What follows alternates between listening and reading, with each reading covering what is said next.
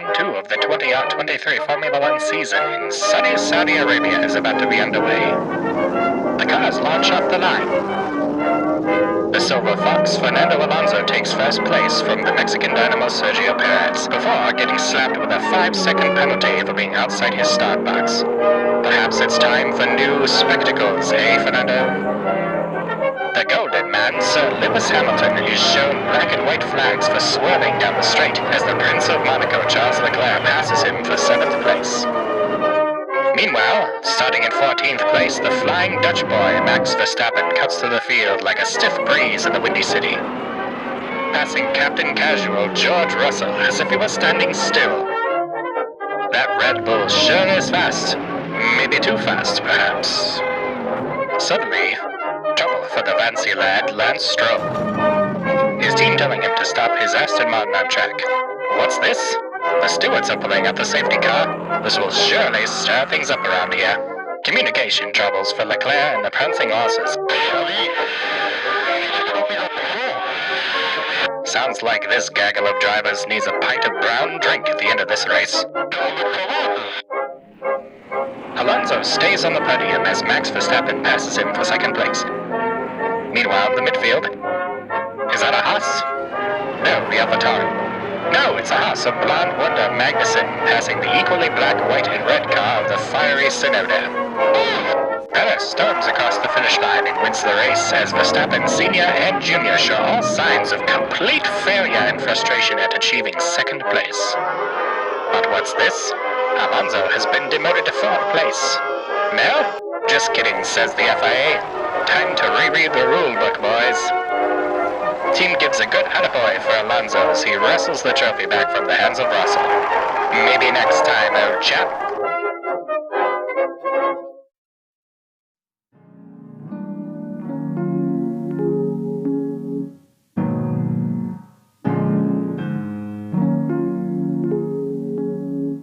Welcome to F1 Air Off, your audio pit stop for F1 news and race reviews. I'm your host, Idris. And I'm Gabe. What up, everybody? What's up, everyone? Post-race after the Saudi Arabian Grand Prix. That was a fun one. Yeah, I mean, I'm going to say this one was weird. Okay. Yeah. It was weird. It wasn't particularly exciting. I mean, there was some good on-track action here and there, but there's some weird stuff happen. And really what I would like to talk about is the track and the drivers on the track, because you and I have had this, we've talked about this a little bit, but I want to kind of talk more about that and kind of lay out the details of, like, this track is strange because it is incredibly fast, but it's a street circuit. And with all the walls in place, it's so wild. But you know what? Before we do anything like that, tell me about this track. Like, let's do a little Idris track. Well, maybe we should call that a track cycle because they're banning track cycles. So. I was just gonna say, well, no more bikes on the track, right? So sucks for those who really into that, like Seb, right? But he's retired, so it doesn't matter anymore, I guess. Yeah, apparently Leclerc was like, I'm not going to be doing track walks then. I actually want to see him like follow through with that and just not even just say, I don't care what you say. I think it's really, really cool when drivers do that. They're just like, I don't really care what you think. I'm just going to do what I do. So right. Well, then bad boy. You know? Yeah, no, for sure. I mean, they should be able to do what they're going to do, provided that it's not like actively harming anybody. But absolutely. Okay, yeah. So a little bit of background on the Grand Prix. Name of the event: Saudi Arabian Grand Prix. City: Jeddah, clearly in Saudi Arabia.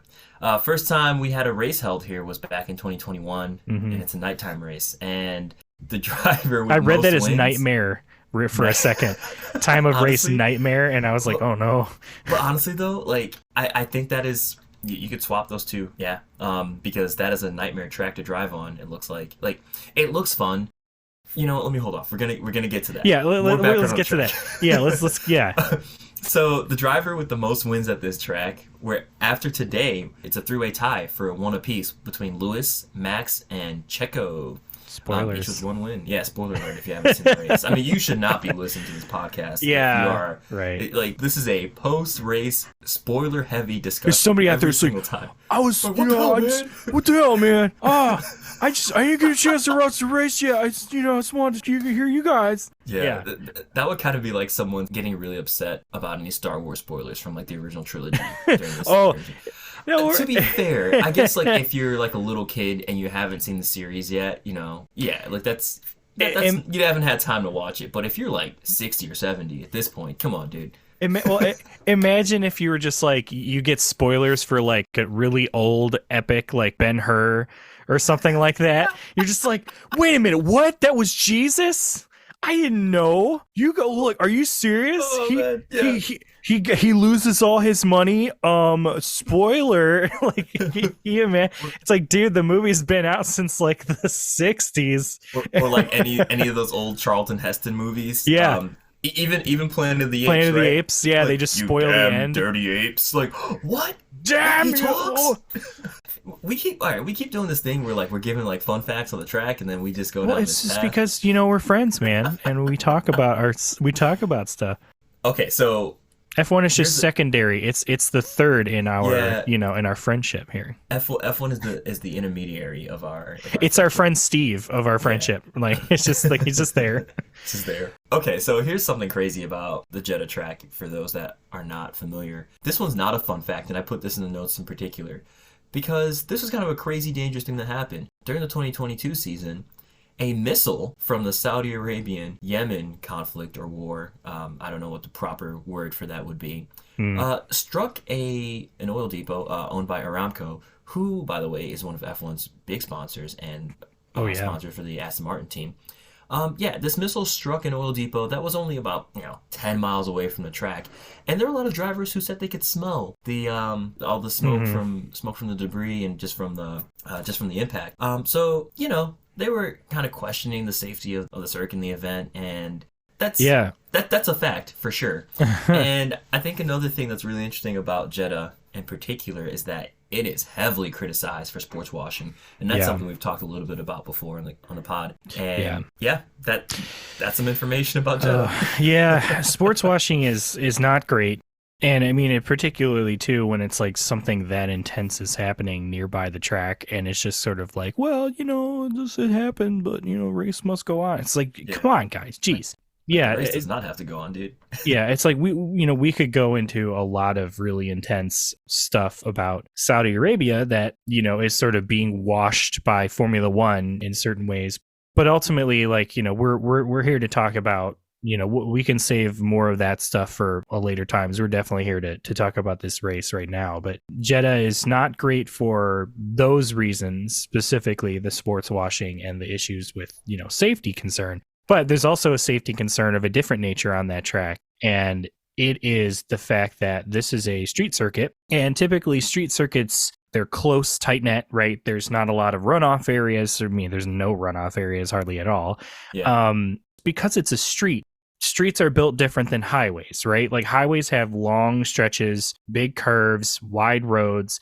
So going at a higher rate of speed on a highway is more safer than like going 60 in a downtown area. You know what I mean? It's so by their nature, street circuits are supposed to be more controlled, a lot slower, but more technical.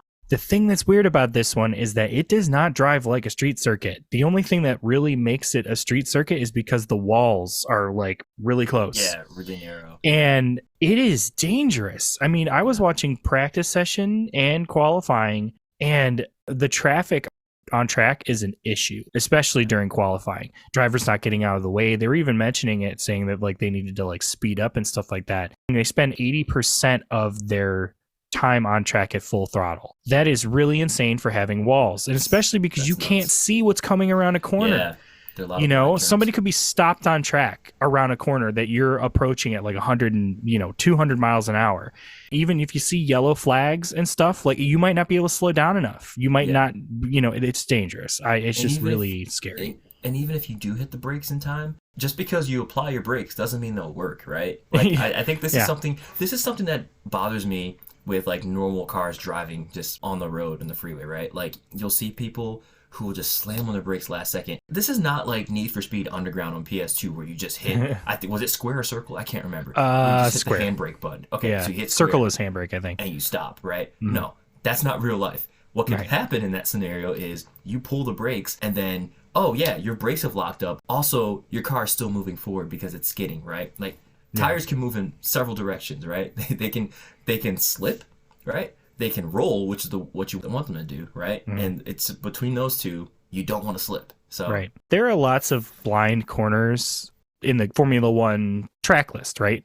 But a lot of times they kind of come at heavy braking zones where like you're not going at a really insane rate of speed, so you're at a more reasonable speed to stop. You've already started to brake for a particular corner. Yeah. The thing about Jeddah that just makes it so dangerous is because these blind sections are coming up on areas where there is such a high rate of speed happening, and the drivers can only stay out of the way in certain areas. Like there's no places for them to dodge and move. I genuinely think that this track, as exciting as it looks, which believe me, it's exciting to look at. Oh, it's absolutely. mesmerizing, especially when you're an onboard shot. It's just really dangerous, and that definitely worries me. But I did see it a lot in qualifying, which we should talk about right now, just a little bit before we get to the race. What do you think about quali overall? I was surprised that Max got caught out with mechanical issues. You know, it's always weird to see that. If you see it early in the race season, one of two reactions you could have. I mean, you can either think, well,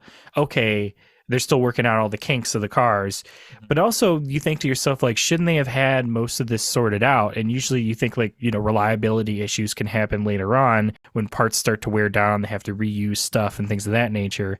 So I'm sitting here wondering if whether or not Red Bull's reliability issue there is a sign of like potential stuff down the road. And during the race, both Checo and Max were complaining of like noises and weird things, like they were having issues between the two of them.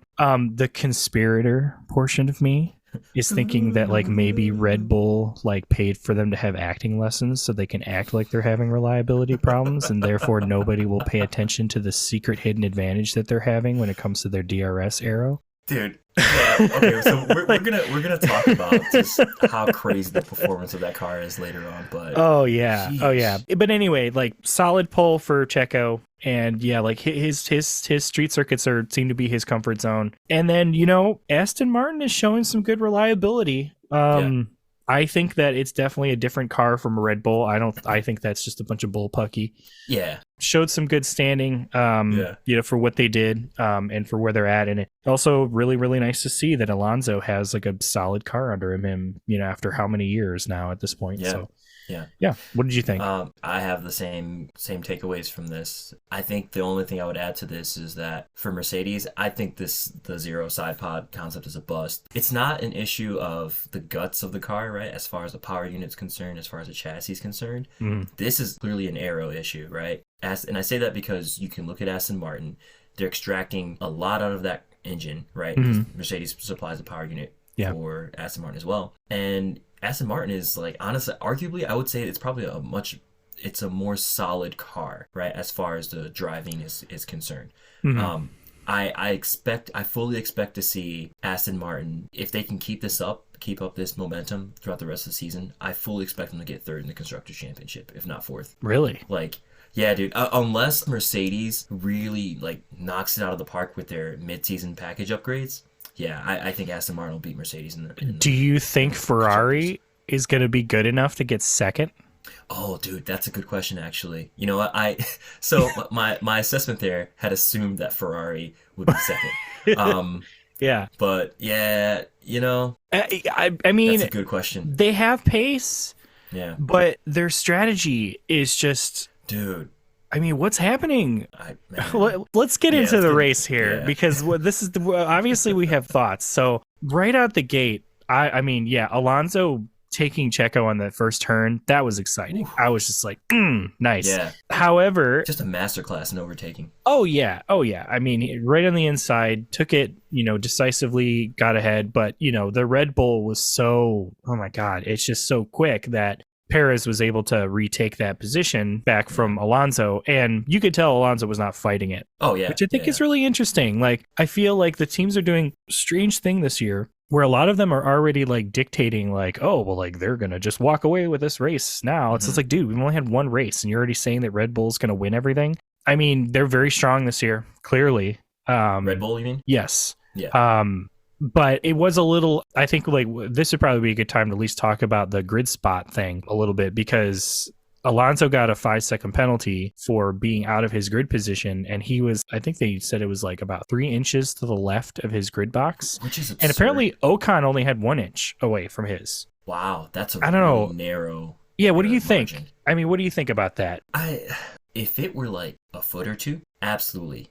Like ding them, because it's just so like egregious that it's like, come on, like that is the start box. You're not in the start box. You should be out of the start. You should be in your proper spot. But I feel like 1 inch to 3 inches, I can't imagine that makes that different of an impact. Right. As far as like start straight line speed is concerned, right? Like getting that right angle to just attack and, cover yourself off for people behind you, and maybe even have like an advantage going into the first turn against the person in front of you. So right. I could see that. I could see that being the case if it's a foot or two, like I said previously, but just a couple inches. Yeah, I feel like while I'm happy that he got the penalty because it shows consistency as far as the application of the rules go, is that a rule that needs to be enforced like that so harshly? Yeah.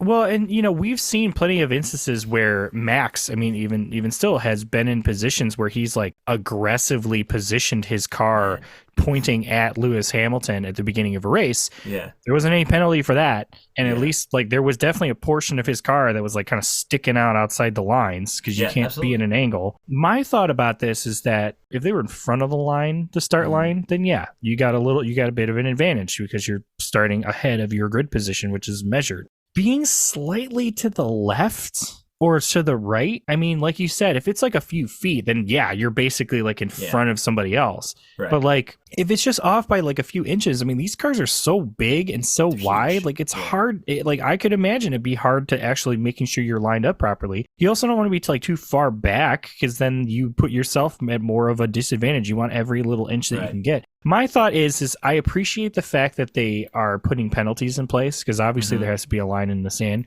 I just think that 5 seconds during a race is a little harsh for being 1 inch to the left of your pit box at the start. You know what I mean? If it was a thing where, if the drivers do it, if they make the mistake 2 times, it's like 2 strikes and then you get like a grid penalty for the next race if you do it a third time. Yeah. And then that increases incrementally.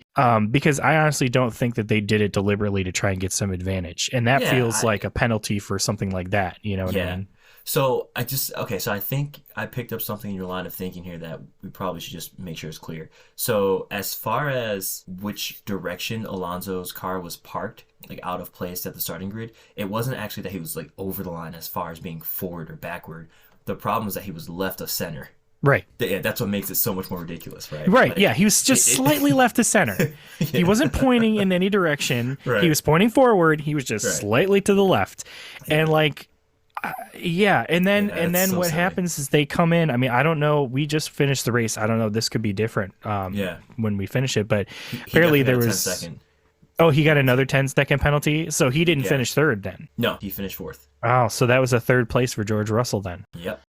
See, that's, like, well, that's the other thing too. It's just because, they applied, that penalty came from what? Because the gunner had his gun on the wheel or something while it was... No, both the jack guys, the front and rear jack guys had the jack on the car while serving the penalty. Right. Was it on the wheel nut? No. So the actual jack guy. Oh, the jack was touching the car. It was touching the car, right? Which is an advantage, right? Because that removes like a tenth or maybe a quarter of a second where you have to go up and jack it up, right? So yeah, I guess that sucks. That one's a bit more clear cut. Here's the thing: we've had these penalties in this sport for a really, really, really, really, really long time. Mm-hmm. And I cannot recall that many instances in the past where this has been a problem. You know what I mean? Which makes it so weird to me. It's like, were they doing this before? Well, and like suddenly they decided they're going to clamp down on these rules, or is this like, what's happening? Because it just feels like, I don't know. You think they would have more set rules, like all the mechanics have to be a certain distance away from the car while the penalty is served, right? And then they have to like shore up and do it. Rather, because they do that thing where they like hover over the top and they're just like inches away, like don't touch it. Like that's gonna, like it's like come on, like, guy, I'm not you know, touching you. I'm not touching you. I'm not touching you. Right. I think like if they apply this rule to everybody equally and have like a, you know, because obviously there's lines of paint on the ground for where the pit box is, right? Yeah. So like if the drivers are just, if they have, maybe they have to like put their hands up or something, like have their hands up to serve the penalty and then they go down and do it, you know, something simple like that, to just shore up this sort of confusion, because it's annoying. It is really annoying to see somebody's race get ruined by something that was out of their control, you know. So could you say like they put their hands up and they stay there? And I say that. Put your hands up. And I say that. Okay, so I think the reason it's being so heavily enforced is because of the Abu Dhabi 2021 Grand Prix. I think that race and the blowback from the fans on both the Lewis side and the Max side and just F1 fans in general, everyone was just clamoring for rule consistency, apply the rules properly, you know, and I think this is what has happened. So whether it's right or wrong, we'll leave it there. Yeah, well, you know, it's like then you get into that complicated discussion about whether or not the rule is a safety problem or whether it's just like some technicality, you know, that suddenly becomes like a, well, you know, they're applying this rule in such an intense way that it like didn't really gain an advantage and therefore like should have been punished that badly. Because it's pretty clear when it happens. If there's something that happens on track that gives you a performance advantage, it's pretty obvious, and therefore you get penalized. It kind of reminds me of how like Niki Lauda and James Hunt had that problem at the British Grand Prix, I think it was, back in '78, where they measured the like width of the McLaren wing, and it was like off by like a couple of centimeters, and so he was disqualified for the race or something, and everyone had like lost their mind. James Hunt put a sign on the back of the car the next race that said wide load. I'm going to tell you this. This is what I think just overall when it comes to the penalty stuff. I think that so much of this is just politics. I wouldn't be surprised if Red Bull had some backdoor meetings with people, you know, because part of me doesn't feel like the FIA has decided to do this on their own. You know, part of this makes me feel like maybe the team bosses had some internal meetings and were like, you know, we need to make sure that Red Bull doesn't do whatever or something. You know, I have no idea, but like, it feels really jarring, you know, like some kick-ass car chase, right? And in a movie, and you're like, yeah, this is awesome. And then the one car runs out of fuel. It's like, now it's over. Like, you didn't even get to the jump at the end where the fireworks go off, you know? So, but anyway, so Alonso got that 5-second penalty, which he smartly served later on when there was a safety car intervention. We'll get to that. But yeah, tell us about what happened on lap 3 there with the with Max passing George. Yeah. Oh my God. Yeah. So lap 23 comes around. Like the race was progressing pretty solidly at this point. It's pretty processional. But then Max is like carving his way through the field, and he comes up on George Russell. And you have the Red Bull versus the Mercedes, and who's gonna win? It wasn't even a competition. It was, man, dude, it looked like when someone hits like the NOS button in a movie. Yeah, in a movie. Yeah, you get like the speed lines like in anime. Yeah, and then you have like this rinky-dink like clown car just like trying to just haul and keep up. It was so sad to see the difference between those two. Yeah, I mean, George might as well have been in a little tykes at that point. Pretty much, like or like a Fred Flintstone like using his feet, you know. Yeah. Audibly during the broadcast, I was listening to the international stream. That's the Sky Sports stream, and Brundle just goes, "What?" Yeah, I know. I heard that. I was like, I looked at it too. As soon as he said it, like, "What?" Yeah. I mean, it was because we've seen DRS passing. Holy crap, that was. But that was just. Ship. Oh my God! It was like George was sitting still. Like, it was incredible. All the nonsense that that Red Bull was clamoring about with Mercedes saying, "Oh, they bought a rocket engine at the back of their car." Are you kidding me? Yeah. Or how about let's talk? Oh yeah. How about like Red Bull? Oh, like you're penalized for aero wind tunnel. Like this is what I've been saying this since the start. Both of us have. It's complete nonsense. They did not take a single step backward. Nothing affected them. If anything, they somehow have an advantage in aero somehow. I don't understand it, because like, you know, it's like, oh, the Red Bull comes alive. It's just like, well, yeah, doesn't that kind of make you a little suspicious? I will say a lot of it I think can be attributed towards its rear downforce wing.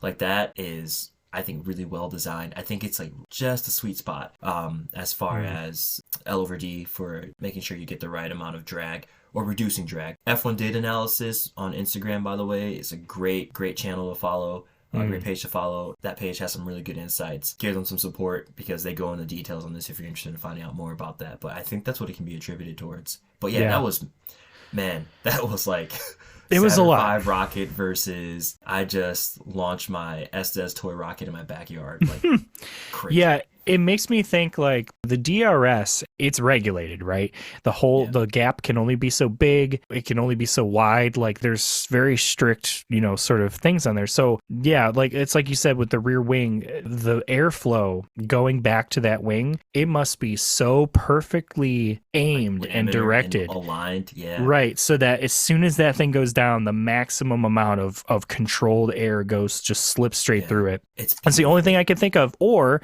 they have some other part of the car that also opens some flap maybe underneath or nearby that like reduces drag somehow, that's like activated by the DRS that nobody sees. This is my Nostradamus conspiracy brain working right now I'm still trying to figure out what advantage Red Bull has. But it's not really conspiracy brain. I mean, you're using logic here. You're that is implying if you believe in conspiracy theories, there's no logic there. But no, actually, I think you're onto something there. I think a big part of this is the floor, right? And they're never going to show the floor. No. That's why these teams are all quick to cover up and get the car like level, with the floor on the floor on the ground again, because that's kind of like their secret sauce, right? How they direct that airflow and how they seal up the floor to maximize the ground effect. Yeah, that's something there for sure. Yeah, and they keep calling Aston Martin the green Red Bull, and they're complaining on track about mechanical problems, even though absolutely nothing looks like there's anything wrong with that. Like how am I gonna? So Christian, how should I? This is Max talking. Christian, how should I distract people on track to think that there might be something wrong, so they're not paying attention to our aero advantage? Oh, well, just say that there's some loud noise happening while you're at high speed. Like, it's like, my brain just thought like, oh my God, they get acting classes. They're getting like pretending like, oh no, something's wrong. Don't look at us. Like he took his phone in his car with him and he's just playing like, mosquito sound effect on, on Spotify. It's so crazy that they got this penalty and then they're so far ahead of everybody else. Like so much so that Aston was like, yeah, we're not even racing Red Bull because like they're just that fast. It's like, oh my gosh, like how? Well, then why are they this fast? So actually, on that note, I mean, just about 10 laps later on lap 32, Crofty and Brundle they were crunching the numbers and they mentioned that Checo and Max, who at this point were I think 1 and 2, 1 and 2 out in the front of the race, just like miles away from everyone, were driving 1 second per lap faster than Alonso, Hamilton, and Russell. Yeah. And as far as the midfield drivers are concerned, they were going 2 seconds faster than those guys. What the heck? I have no idea. Just hauling. Yeah. They're absolutely hauling, and we've seen big advantages. Like we've been seeing big gaps, but I think that like this in Mercedes though. Yeah, not really. I mean, not that I can remember. I'm sure they've had several races where they were like, up to like 20 or so seconds ahead of everybody else. I'm pretty positive, but it just doesn't feel as dramatic. It feels like there's something really dramatic about the Red Bull that is really pulling out that advantage in this way. That's just, I have no idea. But anyway, Red Bull ended up going on to, they sort of had a really great race. So Max complained about having some drive shaft issues, right? And then Checo, what was Checo complaining about? He was having some issues. He said long brake, meaning that when he applied the brakes, it felt more squishy, right? His pedal. Yeah. I mean, they ended up finishing that race without too much problem. So yeah, I mean, who knows? But cool.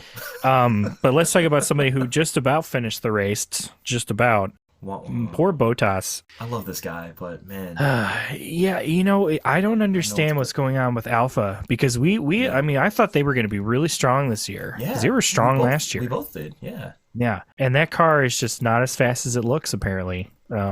It's upsetting, especially for Bottas, because it's like Bottas has won races, Zhou was a few places ahead of him, but they weren't really competing with much of anybody. He had some issue, right? It was like lap 45, something broke. Yeah, it's tough to say. I don't know what's going on with Alpha. I'm a little disappointed that I thought they were going to be right up in the midfield. Yeah. Mixing it up, but you know who is? Apparently it's Alpine this year. Dude, Alpine and Williams. Specifically Williams and Haas, I'm really impressed by their turnaround. But yeah, Alpine, I mean, they seem to kind of be figuring it out, getting it together. Yeah, no, well, I mean, Gasly had a good recovery drive last race, and then both he and Ocon finished pretty high in the 7 and 8, I think. They were up there, which is good for them. I mean, that's great. I'm thinking that this year, it might seem weird, but Ferrari might end up the best of the rest, if not... if you're not going to count Ferrari as being the best of the rest, I'm honestly really surprised of how well Haas is doing.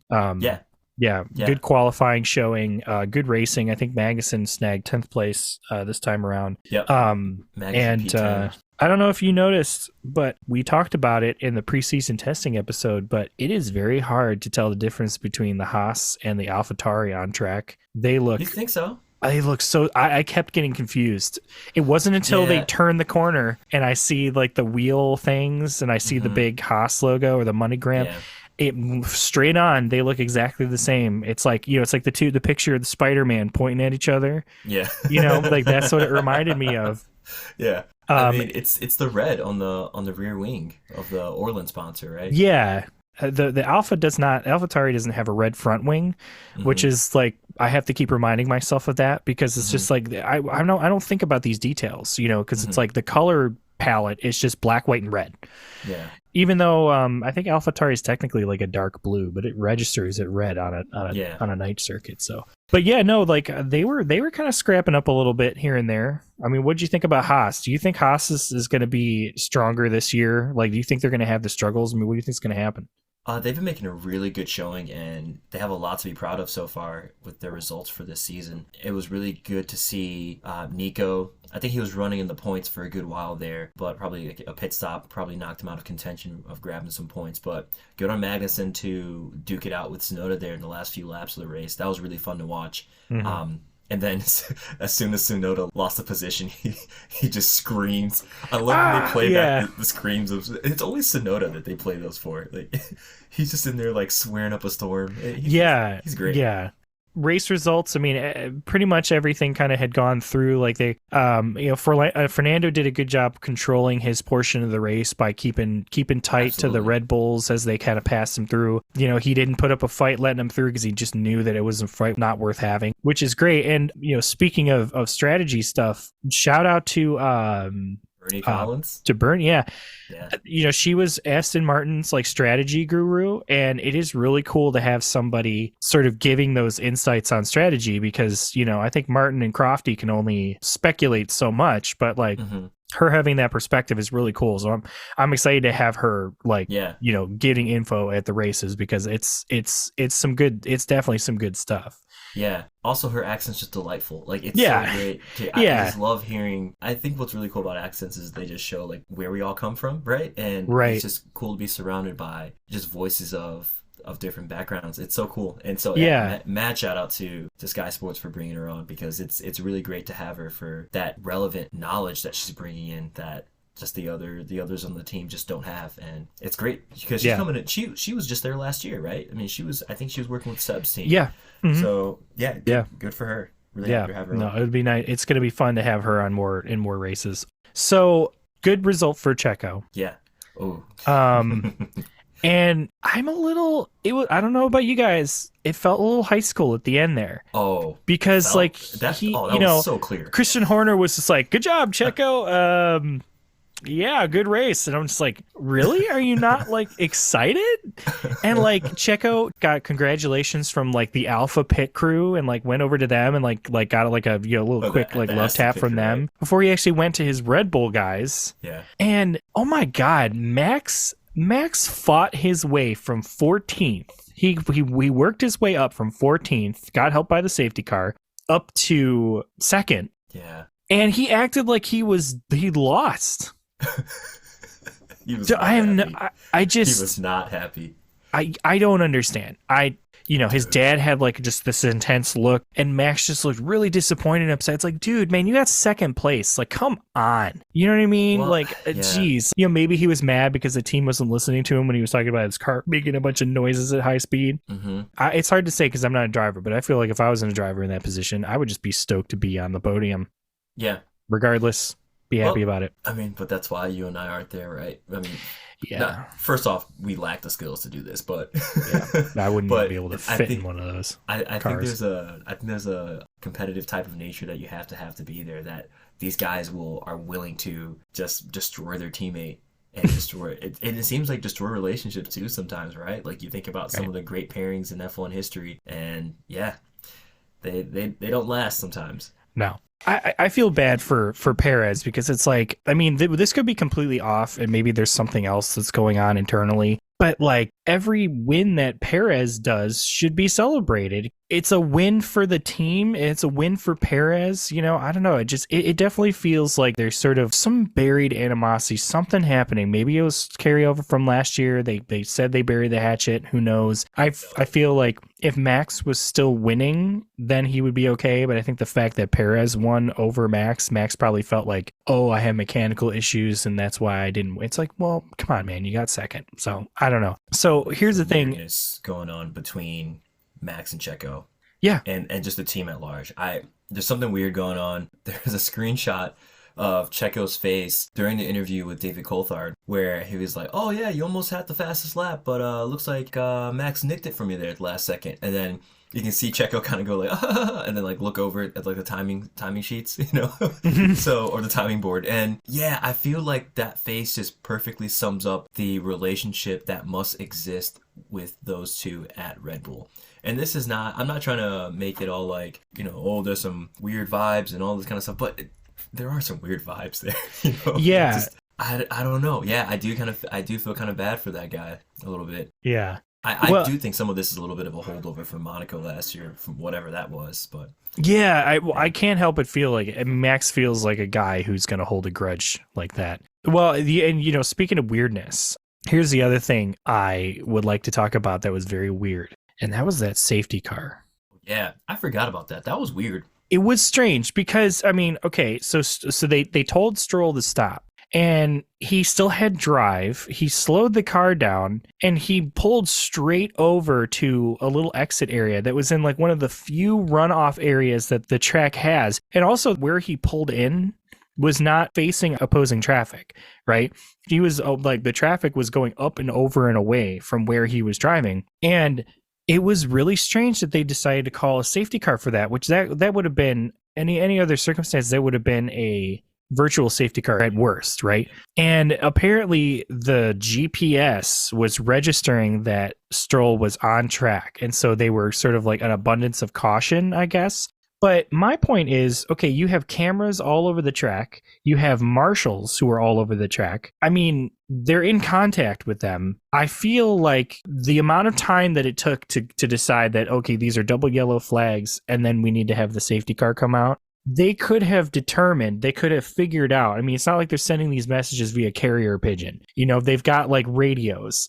So like, I'm pretty sure they could have confirmed pretty quickly that Stroll had been pulled off the track and had gone into a slip road area and was away from like the track, that they could have done. They didn't need to do the full safety car pull. They could have done a virtual safety car. Why didn't they just implement that right away? You know what I mean?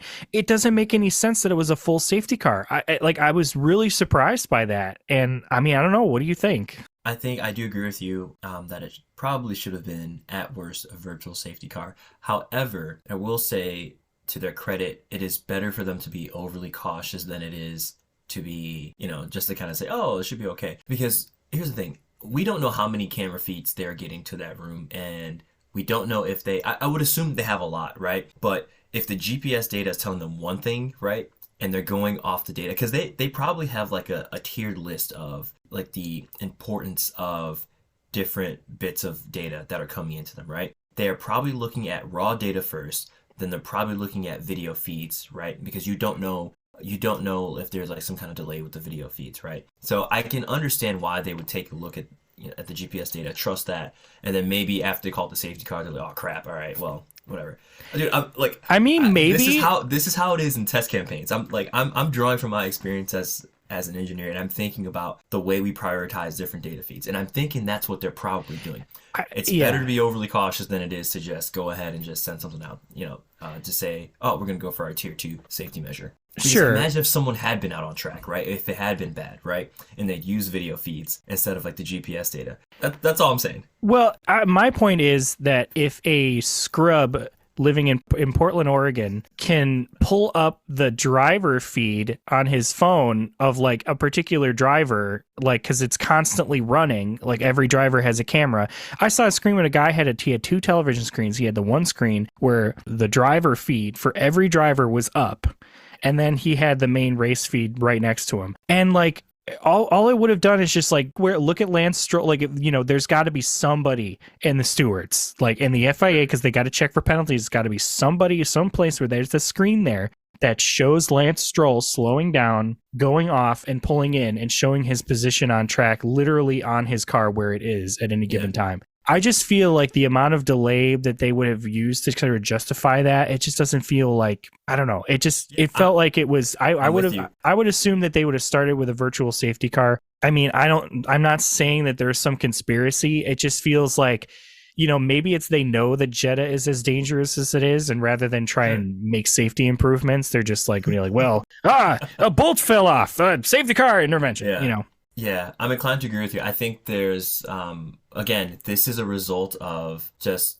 being overly cautious and just an application of the rules in every scenario and over applying, right? And doing taking the measure that's the most drastic, because that is the proper way to do things. And then over time, they begin to scale back, right? I think that might be the calculus that they're running in their head.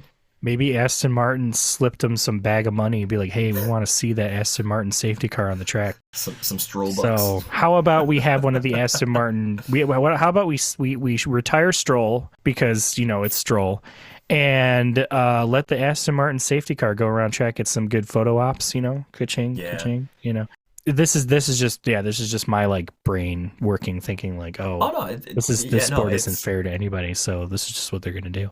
I don't know what happened with Stroll. I'm glad his car didn't fall apart, but yeah, dude, he had a really good race until he had to stop too. Yeah, I mean, he was hauling out there, man. That Aston Martin is really, really fun to watch.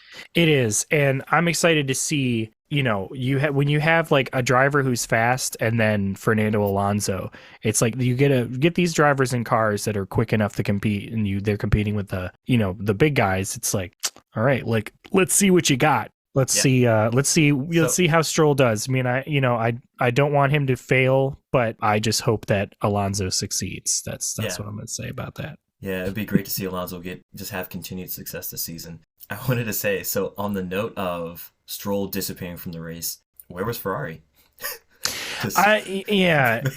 Man, non-existent at all. They were not communicating with Charles either. Like he got screwed over with the safety car, because there's some rule in place where it's like when you're a certain distance away from the safety car, you don't have to slow down that much. Like you can sort of like kind of gain pace. I think he lost a couple of positions or something because he didn't like shore up to the safety car fast enough, because the team didn't tell me he could do that. Yeah. So there was like some miscommunication in that regard. And yeah, I mean, they just, it's so weird with them, because it's like you feel like there's got to be some curse on them or something. Like there's something that's keeping them from having all the pieces together at once. You know what I mean? Alpine and Ferrari, they could be competing for the best of the rest this year, because I think the top 3 is the best, and then the 4th finisher is best of the rest. Yeah. I think, at least it's recording to Drive to Survive. But yeah, it very much well could be Ferrari and Alpine fighting, although, they're not fighting on track. Ferrari is just, keeps falling behind. Well, let's take a moment and, take a moment of silence, maybe break out a candle and talk about McLaren continuing to have pieces fall off their car for various reasons and needing to have them replaced. So I think we need to just say that this race is Mamma Mia Scuderia when it goes to McLaren.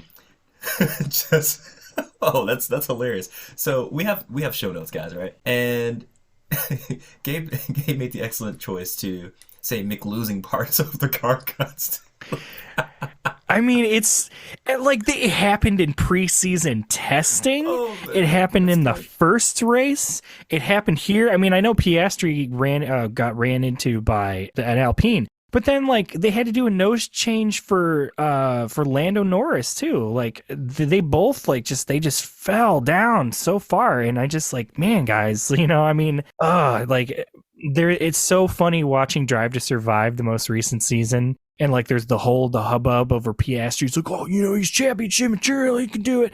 Like, great. I'm glad you're excited about this guy, but he's not having a good debut season in this McLaren. Like, just really not. It's so disappointing. And I also feel really bad for Lando too. Because I mean, I don't know what you think. There were people that are already suggesting that Lando's going to move somewhere else. Where could you see Lando going? I mean, we don't know. Silly season's not even near being started, but I don't know. So vibe check. Vibe check, y'all. Yeah, what vibe is he going to be in? I could see Lando at a team like Mercedes, but there won't be a spot for him there for at least until Lewis decides to hang it up. Yeah, and I could see that. And even then, I think Mick is kind of next in line for that Mercedes seat. So I would like to see Mick in that Mercedes for sure. It's funny, like I can't, you never know until it happens, but like I cannot imagine anybody else being at Ferrari right now, and that's That's a weird thing, Like there are certain drivers. It's like I can't imagine Alex Albon driving a Ferrari. Oh, no way. Like it just, no way. I don't know why it doesn't feel right, but it just does not feel right. So I don't know what Ferrari's going to do if they end up losing Leclerc. I mean, do they bring in a new driver? Do they try to take in like a new risk? Like, what are they going to do? You think Leclerc would leave? I mean, I know he loves Ferrari and it's what he's always wanted to drive, but like that's like every driver. You know what I mean? Yeah. And I just think that Ferrari just keeps. I'm gonna say I think he's got at least one more season with Ferrari. I think that if this season doesn't go well, if by next silly season, I think if Leclerc does not, if the team doesn't get their crap together and Leclerc is not back up winning races by the mid-season next year, I think he will go somewhere else or he'll leave. So you're saying summer 2024. So that's what I'm thinking. For those of you that aren't familiar with some of the terms we're using, silly season is typically summer break where lots of trades and driver swaps and big team news rolls out. So that tends to be when some wild things happen. It's kind of they should call it the musical chairs season because that's kind of what it is. It's like who's gonna take whose spot where, and who's losing a seat. And it's always different when like drivers will retire. Because sometimes drivers, like if they retire, then there's a free seat that could be either somebody outside the sport or somebody waiting in the wings.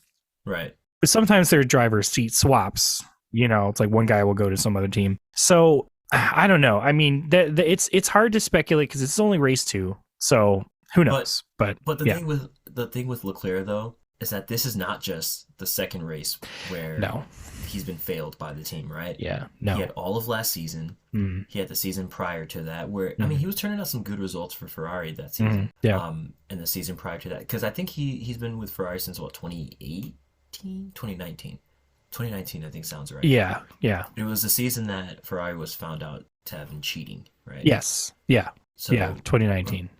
So I think that it was that season. But yeah, he's been with them for a while, so he had 2 years of like the cheating scandal going on, and then finally Ferrari was in the clear, was producing some results, and then Seb leaves, and then it's kind of like his team. But then when he's there, Ferrari starts punching themselves in the face, and here we are. I think that's a pretty good timetable you put up there.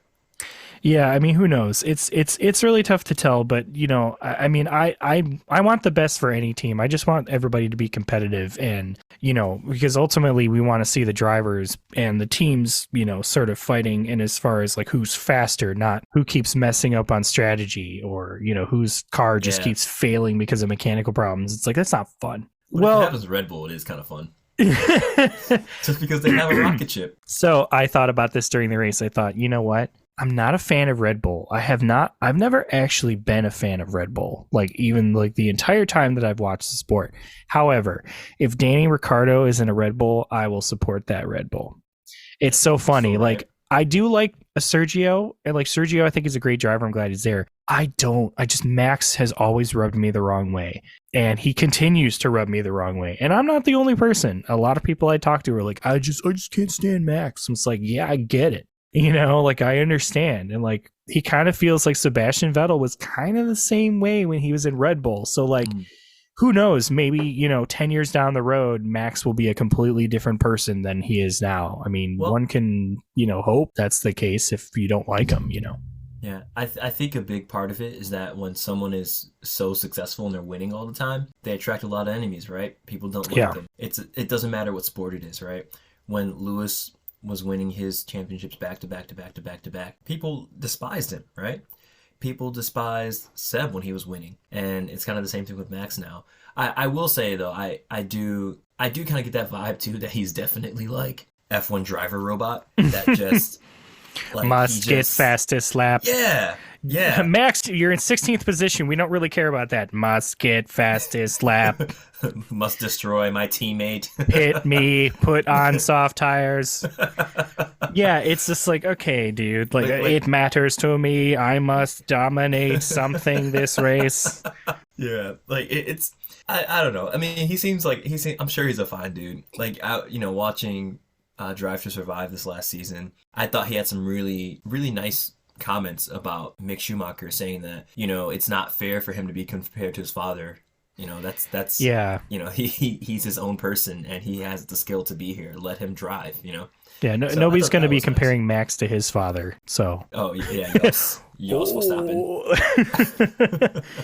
Well, everybody, that was Jeddah. We really appreciate you guys listening to F1 or F Off, tuning in. You can find us anywhere you listen to podcasts. We did recently change our Instagram handle, so we no longer have the underscores. So if you've listened to previous episodes, here is a change. Our Instagram is now just F1 or F Off, all one word in Instagram. And as is our Twitter handle, is F1 or F Off. You can also, if you feel inclined to send us an email, 100% do so. It's F1 or F Off podcast @gmail.com. And any parting words, Idris, for our growing fan base out there? Yeah, just keep tuning in. We really appreciate all the interactions and feedback with you all, and hope to hear from you again. Right. This is where I insert a noise of a car going to end the podcast. This is where that's going to happen. That sounds good.